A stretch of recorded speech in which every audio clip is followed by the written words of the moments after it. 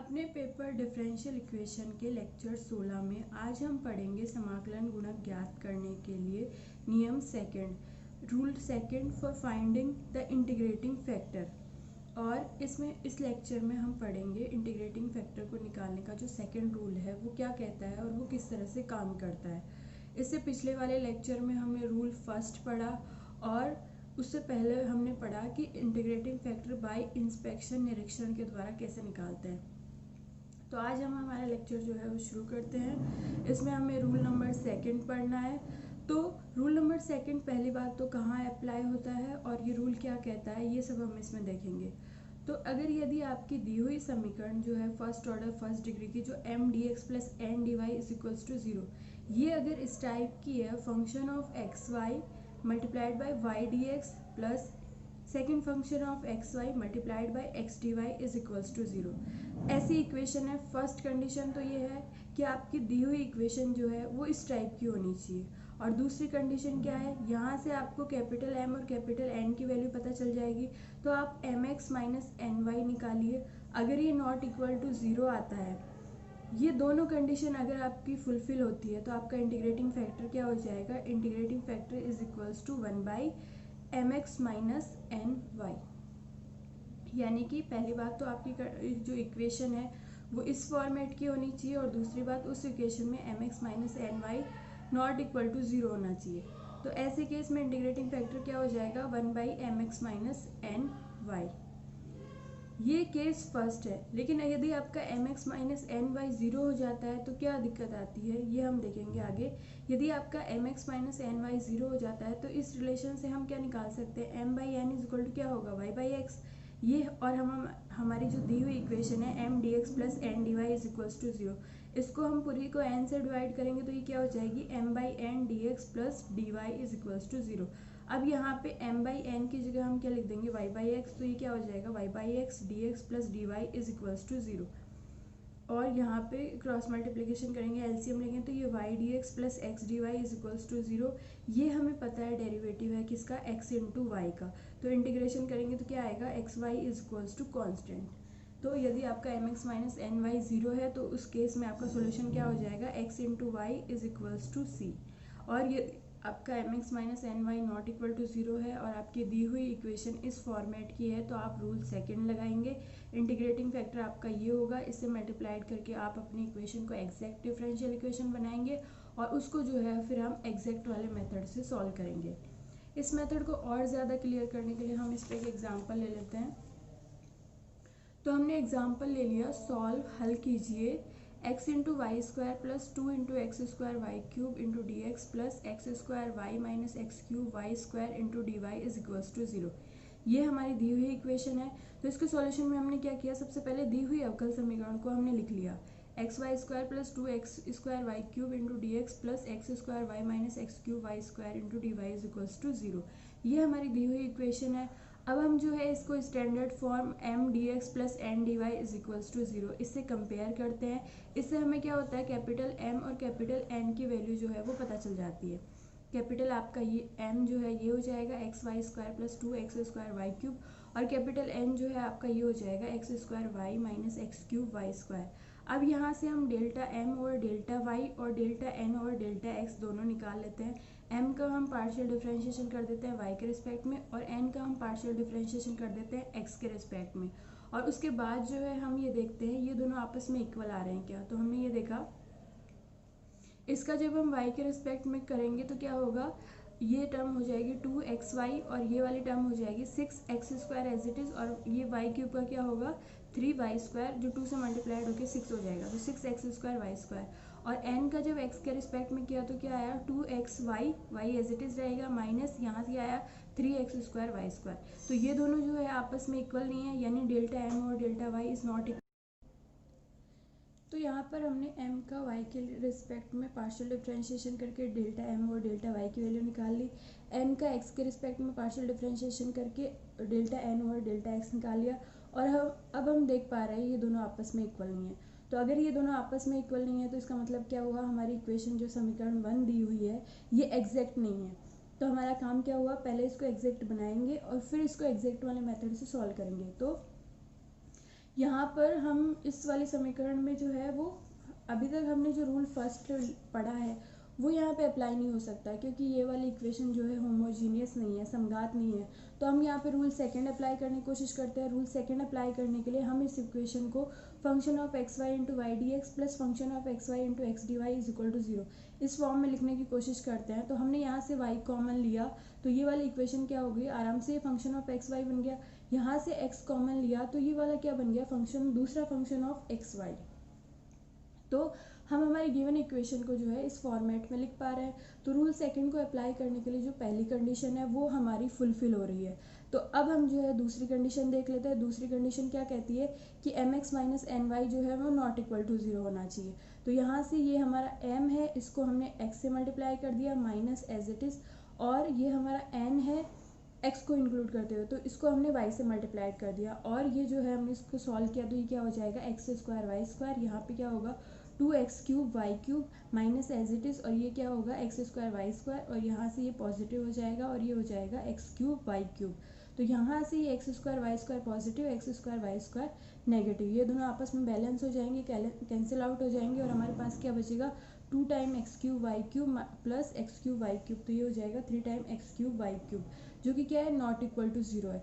तो हमारे पास क्या मिला हमें, M x minus N Y जो है वो नॉट इक्वल टू जीरो है। तो रूल सेकंड को अप्लाई करने के लिए जो सेकंड कंडीशन है कि पहली कंडीशन तो ये है कि आपकी इक्वेशन इस फॉर्मेट में लिखी जानी चाहिए जो लिख दी हमने, और उसके अलावा M x minus N Y not equal to zero होना चाहिए। तो यहाँ पे हमारा M x minus N Y भी नॉट इक्वल टू जीरो आ गया। तो यहाँ पे हम रूल नंबर सेकंड लगा लेते हैं, और रूल नंबर सेकंड क्या कहता है कि ऐसे वाले केस में इंटीग्रेटिंग फैक्टर क्या होगा, 1 by M x minus N Y. तो यहाँ पे हमने क्या कर लिया, यहाँ का इंटीग्रेटिंग फैक्टर क्या हो गया 1 by 3x cube Y cube, क्योंकि m x minus N y की वैल्यू क्या है 3x क्यूब वाई क्यूब। तो ये हमें जो है हमारा इंटीग्रेटिंग फैक्टर जो है वो मिल गया। इंटीग्रेटिंग फैक्टर मिलने के लिए हमने हमारी जो दी हुई समीकरण है उस पूरे को जो है इंटीग्रेटिंग फैक्टर से मल्टीप्लाई कर लिया। तो 1/3x क्यूब वाई क्यूब से हमने पूरी इक्वेशन को मल्टीप्लाई कर लिया। ये हमारा integrating factor m dx integrating factor n dy is equals to zero, ये हमारे पास है। इसको मल्टीप्लाई करने के बाद सॉल्व कर लेते हैं। तो यहाँ पे हम देखते हैं 1/3 को हमने बाहर ले लिया। यहाँ पे पहली वाली टर्म में वाई स्क्वायर है, अपॉन में वाई क्यूब है तो एक वाई बच जाएगा, और यहाँ पे एक्स है, यहाँ पे एक्स क्यूब है तो बटे में एक्स स्क्वायर बच जाएगा। सेकंड वाली टर्म में देखते हैं तो 1/3 हमने बाहर ले रखा है, 2 जो है वो ऊपर आ जाएगा, एक्स क्यूब और एक्स स्क्वायर में से नीचे एक्स बचेगा, और यहाँ पे वाई क्यूब, और ये इससे मल्टीप्लाइड होकर वाई क्यूब हो जाएगा, तो वाई क्यूब वाली टर्म जो है वो खत्म हो जाएगी। ये डी एक्स के साथ प्लस 1/3 को हमने बाहर रहने दिया, अंदर एक्स क्यूब वाई क्यूब को डिवाइड करते हैं तो ये क्या हो जाएगा, एक्स स्क्वायर यहाँ पे है, एक्स क्यूब यहाँ पे है तो अपॉन में एक एक्स बचेगा, यहाँ पे वाई है, अपॉन में वाई क्यूब है तो अपॉन में वाई स्क्वायर बचेगा। ठीक है, माइनस फिर अगली वाली टर्म में जो है माइनस को ले लिया हमने, और यहाँ पे एक्स क्यूब कैंसिल आउट हो जाएगा, और वाई स्क्वायर है, यहाँ पे वाई क्यूब है तो अपॉन में एक वाई बच जाएगा। तो ये हमें जो है नई इक्वेशन मिल गई। इस नई इक्वेशन में जो है हम कैपिटल एम और कैपिटल एन की वैल्यू जो है वो लिख लेते हैं। जो डी एक्स के साथ है वो हमारा कैपिटल एम हो जाएगा, और जो डी वाई के साथ है वो हमारा कैपिटल एन हो जाएगा। और यहाँ से अब हम ये देख लेते हैं कि अब ये इक्वेशन जो है एग्जैक्ट हुई या नहीं हुई। तो ये जो हमें m मिला था इसका y के लिए डिफरेंशिएशन करेंगे, पार्शियल डिफरेंशिएशन, तो ये x वाली टर्म का तो जीरो हो जाएगा, सिर्फ ये एक्स स्क्वायर वाई वाली टर्म का होगा। तो 1/3 ओवर एक्स स्क्वायर, ये तो कांस्टेंट है, 1/y का करेंगे तो -1 ओवर वाई स्क्वायर आ जाएगा। ऐसे ही n का जो है x के रिस्पेक्ट में पार्शियल डिफरेंशिएशन करेंगे, तो x के रिस्पेक्ट में कर रहे हैं तो 1/y वाली टर्म का जीरो हो जाएगा, और यहाँ पे 1 ओवर 3y स्क्वायर ये कांस्टेंट है, और 1/x का क्या होगा -1 अपॉन एक्स स्क्वायर। तो यहाँ पे हम देख पा रहे हैं कि डेल्टा m और डेल्टा y और डेल्टा n और डेल्टा x इन दोनों की वैल्यूज जो है आपस में इक्वल है। इसका मतलब हमारी जो नई समीकरण हमें मिली इक्वेशन 3, वो समीकरण कैसी है, एग्जैक्ट है। तो अब ये इक्वेशन एग्जैक्ट है तो इसको जो है हम एग्जैक्ट वाले मेथड से सॉल्व करेंगे। और हमारा एग्जैक्ट वाला मेथड क्या कहता है कि अगर आपकी समीकरण जो है एग्जैक्ट है तो आपको इसको 2 स्टेप में सॉल्व करना है, और उन दोनों स्टेप से जो आपको फंक्शन मिलता है उन दोनों को जोड़ के आपको कांस्टेंट के इक्वल रख देना है। पहला स्टेप क्या कहता है कि आपका जो m है उसका आपको x के लिए इंटीग्रेशन करना है y को कांस्टेंट मानते हुए। तो हमने यहाँ पे हमारा m लिख लिया और ये dx इसका इंटीग्रेशन कर दिया। y कांस्टेंट है, सिर्फ x का होगा तो 1/3 y जो है वो बाहर आ जाएगा, कांस्टेंट की तरह रहेगा, और 1 ओवर एक्स स्क्वायर का क्या हो जाएगा -1/x। आगे वाली टर्म में 2 जो है वो कांस्टेंट है, बाहर रहेगा, 1/x का क्या हो जाएगा log x। ये हमें क्या मिल गया, इंटीग्रेशन ऑफ m dx, ये हमें मिल गया, ये हमने नोट कर लिया। ये हमारा स्टेप फर्स्ट हो गया। तो स्टेप फर्स्ट से जो हमें फंक्शन मिला उसको हमने इक्वेशन 4 नाम दे दिया। इसके बाद जो है हम स्टेप सेकंड करते हैं। स्टेप सेकंड में सबसे पहले हमें स्टेप फर्स्ट में जो फंक्शन मिला m dx, उसका y के लिए पार्शियल डिफरेंशिएशन करना है। तो इसका y के लिए पार्शियल डिफरेंशिएशन करेंगे तो इस वाली टर्म का तो हो जाएगा 0, और इस वाली टर्म क्या क्या रहेगा, इस वाली टर्म में -1/3x जो है वो कांस्टेंट की तरह रहेगा और -1/y का होगा। तो 1/y का करेंगे तो क्या होगा, -1/y², जो इस माइनस को बैलेंस कर देगा। तो हमारे पास डेल्टा और delta y, integration of m dx की वैल्यू क्या आई, 1/3x × y²। फिर आगे क्या करना होता है हमें स्टेप सेकंड में, इसको जो है हमें यहाँ पे जो मिला इसको n से मल्टीप्लाइड करना, n से माइनस करना पड़ता है। तो हमने यहाँ तक n की वैल्यू लिख ली, ये हमारे कैपिटल N की वैल्यू थी वो हमने लिख ली, और माइनस कर दिया ये जो आया था हमारा डेल्टा और डेल्टा y m dx, ये हमने यहाँ पे लिख दिया। तो हम देख पा रहे हैं ये दोनों टर्म जो है आपस में कैंसिल आउट हो जाएगी, और इसकी वैल्यू हमें क्या मिलेगी, -1/3y। तो यहाँ पे फिर आगे हमें क्या करना होता है, जो n माइनस डेल्टा और डेल्टा y m dx मिला उसका हमें y के लिए इंटीग्रेशन करना है x को कांस्टेंट मानते हुए। तो हमने यहाँ पे इसकी वैल्यू जो हमने यहाँ फाइंड आउट कर ली थी इसको हमने यहाँ रख दिया, और y के लिए इसका हम इंटीग्रेशन कर रहे हैं। तो -1/3 कांस्टेंट है, बाहर आ जाएगा, 1/y का हम करेंगे तो क्या होगा, log y।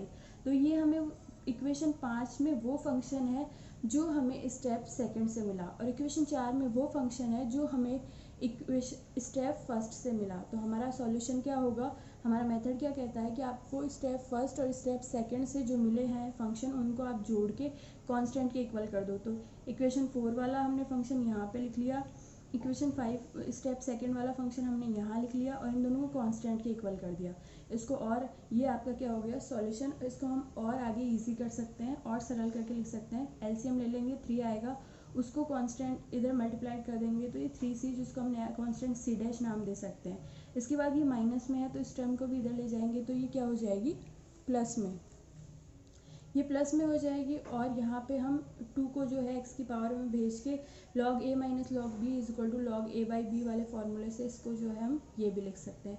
तो ये आपका क्या हो जाएगा, सॉल्यूशन। तो आज हमने जो है रूल सेकंड पढ़ा। रूल सेकंड क्या कहता है कि अगर आपकी इक्वेशन को जो है वो हम इस वाले फॉर्मेट में लिख पा रहे हैं, function of X Y Y D X plus function of X Y X D Y is equals to 0। पहली कंडीशन तो ये है कि आपकी गिवन इक्वेशन अगर इस फॉर्मेट में लिखी जा सकती है, और दूसरी condition M x minus N Y जो है नॉट इक्वल टू 0 आता है। तो ऐसे केस में आपका इंटीग्रेटिंग फैक्टर क्या होगा, 1/mx माइनस एन वाई। ये हमारा रूल नंबर सेकंड है। इससे रिलेटेड जो है आप अपने बुक के एग्जाम्पल्स और एक्सरसाइज के क्वेश्चन आप लोग कर लीजिएगा। आपकी कोई भी प्रॉब्लम हो तो आप व्हाट्सएप पे या फिर यूट्यूब पे कमेंट सेक्शन में पूछ सकते हैं।